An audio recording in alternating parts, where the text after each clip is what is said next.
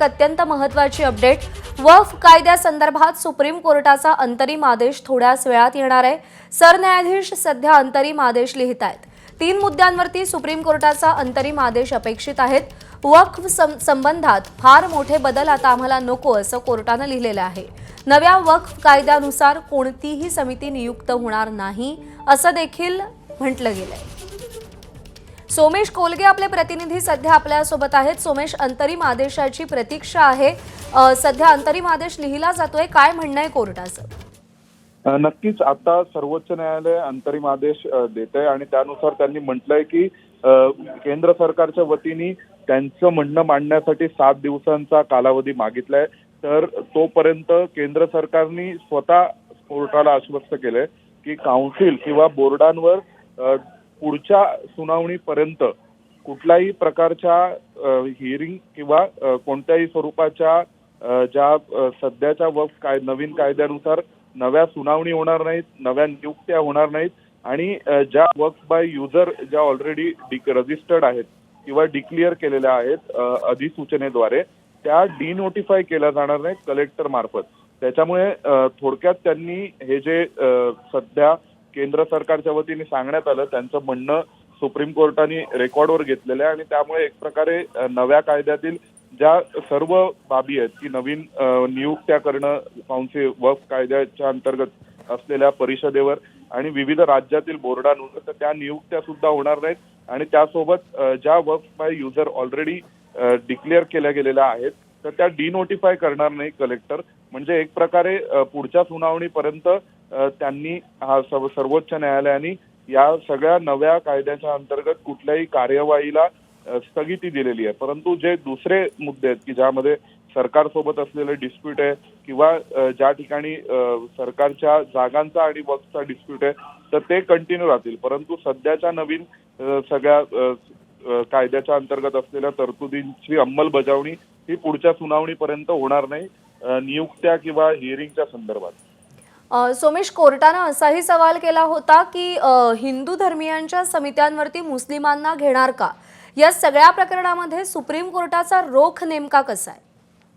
नक्कीच कसं आहे, सर्वोच्च न्यायालयामध्ये वेगवेगळे अकॅडमिक प्रश्न उपस्थित केले जातात। त्यामध्ये ते वादविवादातील एखादा स्कोर किंवा एखादा पॉइंट मारण्याच्या दृष्टिकोनातून त्याकडे न पाहता कोर्ट वेगवेगळे प्रश्न उपस्थित करतं। त्यावेळी त्यातले जे वेगवेगळे अकॅडमिक अँगल आहेत की ते करायचे असतात आणि त्यामुळे कोर्टाने काल एक प्रश्न उपस्थित केला होता की हिंदूंच्या मंदिरांवर अशा प्रकारे मुस्लिम अपॉइंट होऊ शकतात का किंवा झालेले आहेत का। त्यासोबत त्याचं कारण असं होतं की अनुच्छेद 25चा आधार हा याचिकाकर्त्यांनी घेतला होता आणि अनुच्छेद 25चा कॅरेक्टर हे सेक्युलर आहे, तो हिंदू धर्माला सुद्धा लागू होतो, मुस्लिम धर्माला सुद्धा लागू होतो।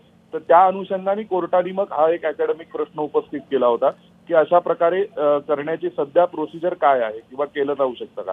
त्यामुळे कोर्टाचा त्यावरून त्यांनी कुठल्या स्वरूपाचा अर्थ काढला किंवा निष्कर्ष मांडला असं नाहीये।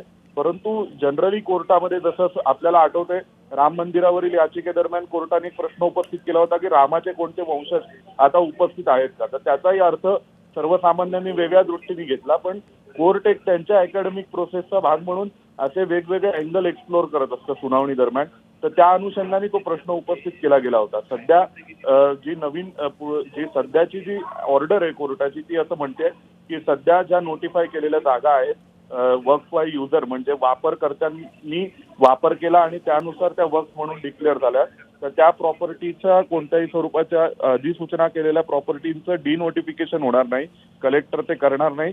आणि दुसरं त्यांनी म्हटलंय की जे वक्फ कौन्सिल आणि बोर्ड याच्या संदर्भातले जे गठन करण्याची तरतुदी करण्यात आलेली आहे कायद्यात, तर ती तरतुदीवर आम्ही स्टे आणत नाहीये। पण दुसऱ्या बाजूला 5 वर्ष इस्लाम प्रॅक्टिस करत असलेला माणूस पाहिजे वक्फ डिक्लेअर करण्यासाठी।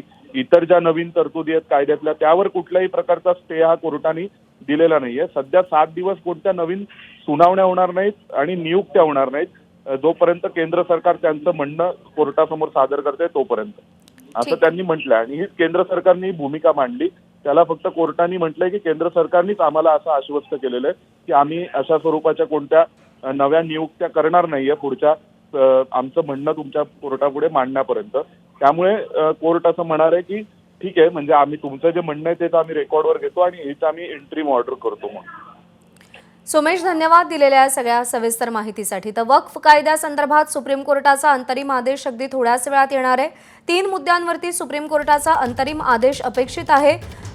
केंद्र सरकारनं सुप्रीम कोर्टामध्ये आपलं म्हणणं मांडण्यासाठी वेळ मागितलेली आहे आणि जोपर्यंत केंद्र सरकार सुप्रीम कोर्टामध्ये आपलं म्हणणं मांडत नाही तोपर्यंत परिस्थिती जैसे थे ठेवा असे आदेश कोर्टानं दिलेले आहेत. वक्फ संदर्भात फार मोठे बदल आता आम्हाला नकोत असं देखील कोर्टानं म्हटलेलं आहे. नव्या वक्फनुसार कोणतीही समिती नियुक्त होणार नाही असं देखील कोर्टानं नमूद केलेलं आहे. सध्या परिस्थिती जैसे थे ठेवा असे आदेश कोर्टानं दिलेले आहेत.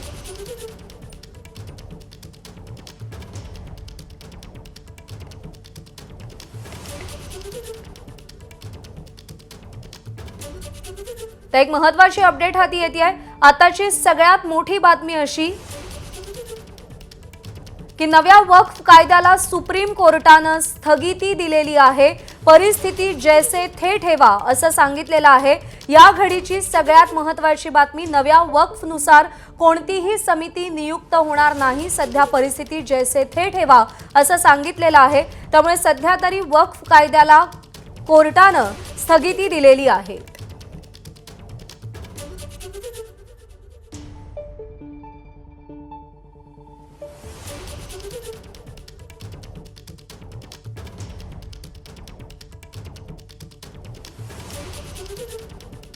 तर केंद्र सरकारनं जोपर्यंत कोर्टामध्ये आपली बाजू मांडत नाही तोपर्यंत परिस्थिती जैसे थे ठेवा असं कोर्टानं सांगितलेलं आहे. नव्या वक्फ कायद्याच्या अंमलबजावणीला सुप्रीम कोर्टानं तुर्तास तरी स्थगिती दिलेली आहे. त्यातले काही निर्णय अंमलात आणण्यासाठी स्थगिती दिलेली आहे. केंद्र सरकारला 7 दिवसात उत्तर देण्याचे आदेश दिलेले आहेत आणि जोपर्यंत केंद्र सरकार आपली भूमिका मांडत नाही तोपर्यंत परिस्थिती जैसे ते ठेवा. वक्फ बोर्ड किंवा परिषदेच्या नियुक्त्या नकोत असं देखील कोर्टानं म्हटलेलं आहे. राज्यांनी सुद्धा बोर्ड किंवा परिषदांवर नियुक्त्या करू नयेत असं कोर्टानं म्हटलंय.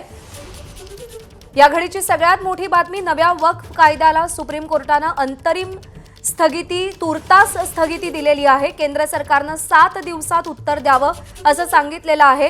केंद्र सरकारनं सध्या तरी परिस्थिती जैसे थे ठेवावी. कोणतेही मोठे बदल, कोणतेही मोठे निर्णय या काळामध्ये घेतले जाऊ नयेत अशी मागणी कोर्टानं असे आदेश कोर्टानं दिलेले आहेत.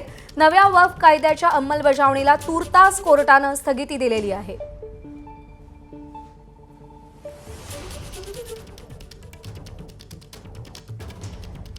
वक्फ विधेयक पारित झाल्यानंतर सुप्रीम कोर्टामध्ये याचिका दाखल करण्यात आलेली होती आणि त्या पार्श्वभूमीवर सुनावणी झाली आणि त्या सुनावणीमध्ये कोर्टानं हे आदेश दिलेले आहेत.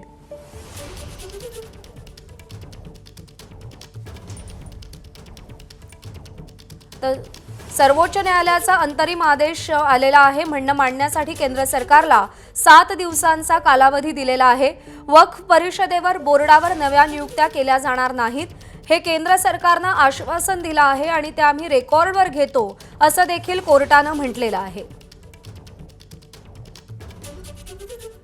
सर्वोच्च न्यायालयाचा अंतरिम आदेश आलेला आहे. नव्या वक्फ कायद्याच्या अंमलबजावणीला सुप्रीम कोर्टानं स्थगिती दिलेली आहे. केंद्र सरकारला 7 दिवसात उत्तर देण्याचे आदेश दिले गेलेले आहेत. या घडीची अत्यंत महत्त्वाची बातमी, वक्फ सुधारणा विधेयकावरून लोकसभामध्ये प्रचंड गदारोळ झाला होता. विरोधकांनी विरोध केलेला होता आणि त्यानंतर बहुमतानं हे विधेयक लोकसभेत राज्यसभेत पारित झालं, पण त्या विरोधात सुप्रीम कोर्टात दाद मागितली गेली. एबीपी माझा, उघडा डोळे बघा नीट.